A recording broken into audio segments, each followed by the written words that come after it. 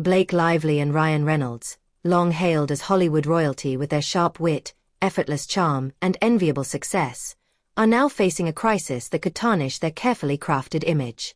A staggering $400 million lawsuit threatens not only their finances but, even more critically, their reputations in an industry where image is everything. This legal firestorm began unexpectedly with Blake Lively's highly anticipated film adaptation of It Ends With Us, based on Colleen Hoover's best-selling novel. The book resonated with millions for its raw, emotional portrayal of complex relationships and the devastating cycle of abuse. Naturally, expectations for the film were sky-high. However, instead of honoring the book's serious themes with sensitivity, the promotional campaign took a dramatically wrong turn. Blake Lively, who led the charge, presented the movie as a light-hearted romantic comedy. The marketing materials, filled with floral patterns and pastel hues, felt tone-deaf and trivialized the story's deeply emotional core. Fans weren't just disappointed, they were outraged. Lively's social media presence only worsened the backlash.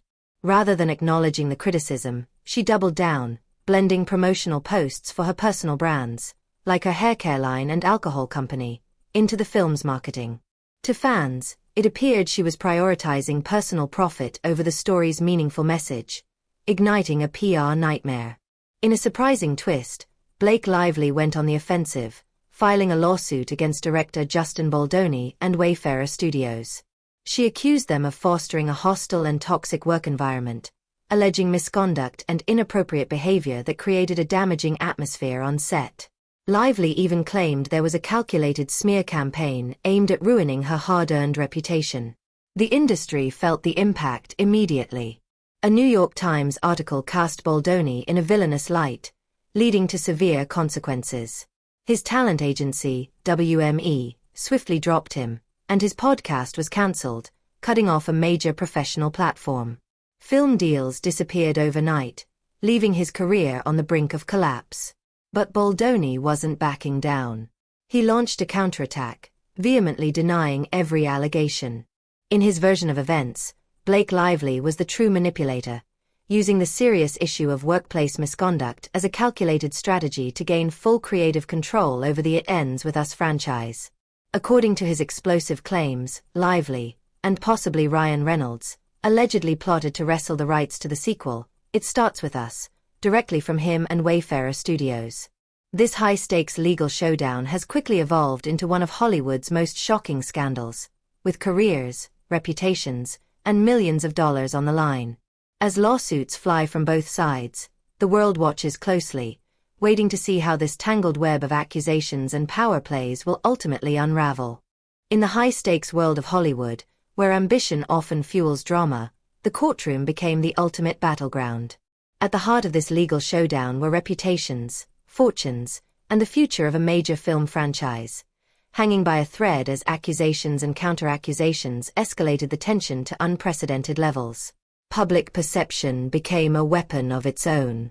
As one party struggled to maintain their image, another maneuvered strategically to gain the upper hand. The media frenzy blurred the line between fact and speculation, with personal lives scrutinized just as much as professional achievements. The legal battle intensified when a contentious gag order took center stage.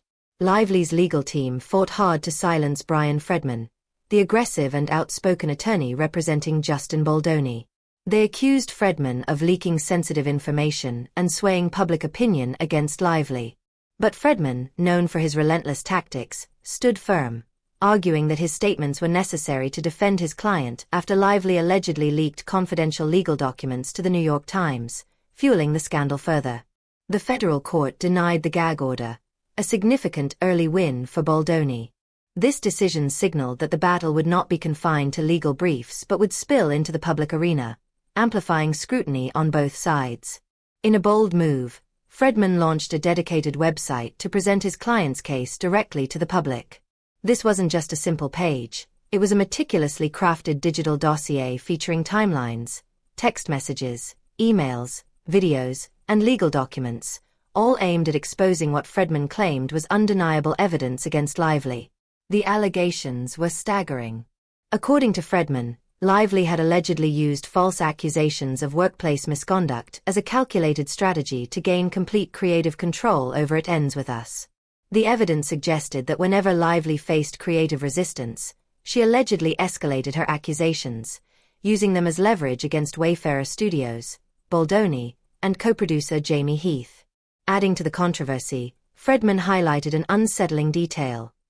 Lively herself had reportedly acknowledged that all alleged misconduct ceased once filming resumed in 2024. This raised serious questions about her motivations and the timing of her accusations. The drama didn't end there.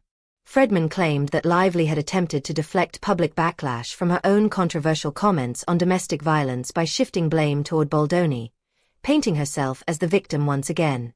This alleged pattern of deflection and manipulation cast further doubt on her credibility.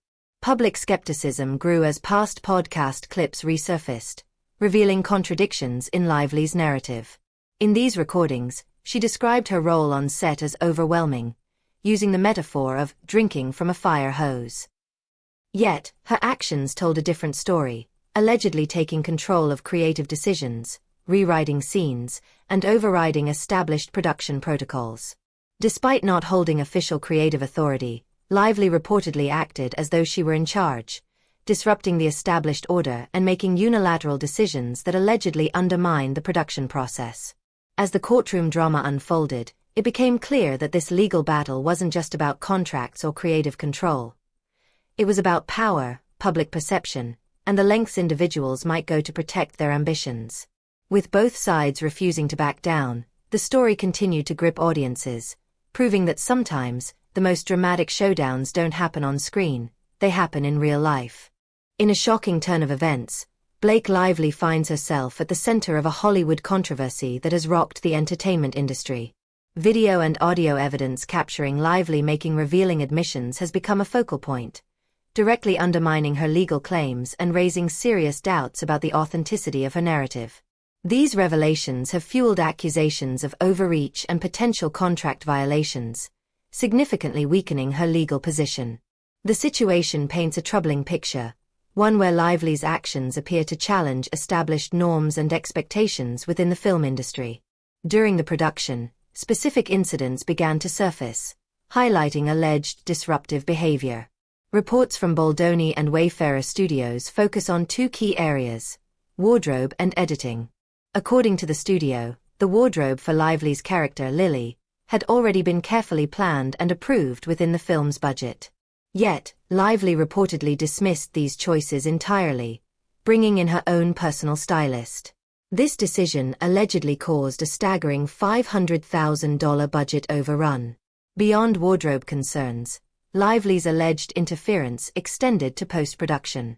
She reportedly insisted on hiring her own editor, someone with little experience in feature films, their most notable credit being a music video for Taylor Swift. This unconventional decision raised concerns among the production team about the film's quality and coherence. These actions suggested a pattern of disregarding standard protocols, exceeding contractual authority, and prioritizing personal preferences over the collaborative filmmaking process. However, perhaps the most alarming accusation was yet to come. Lively is also accused of attempting to manipulate public perception by coercing Justin Baldoni and Wayfarer Studios into issuing a forced public apology. The statement, allegedly crafted by Lively and Ryan Reynolds, subtly shifted blame onto the production team while shielding Lively and others from criticism. The carefully worded message presented the situation as a troubled production, without acknowledging Lively's alleged missteps.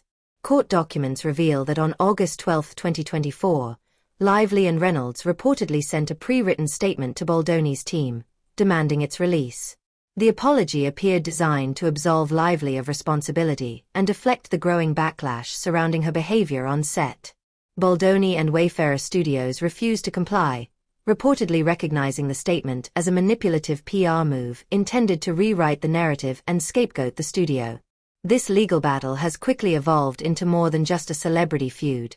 It has become a potential turning point for Hollywood. If the allegations hold true, it could spark a critical conversation about power dynamics, accountability, and the unchecked influence of A-list stars in the entertainment industry. For Blake Lively and Ryan Reynolds, the stakes couldn't be higher. Beyond the potential $400 million lawsuit, their carefully curated public images, rooted in charm and relatability, are now at risk.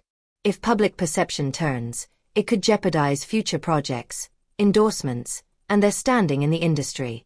Hollywood has a reputation for both forgiveness and ruthlessness when it comes to scandals. Allegations involving manipulation and abuse of power, however, can have lasting effects. This case could redefine how power and influence are handled in the industry. The outcome of this lawsuit, along with the court of public opinion, will shape not just the future of It Ends With Us but also the long-term careers of Lively and Reynolds. With the trial possibly fast-tracked to March 2026, more revelations and dramatic courtroom confrontations are sure to unfold. The final verdict remains to be seen, but one thing is certain: the world is watching, and this could become a catalyst for real change in Hollywood. What do you think the ultimate fallout will be?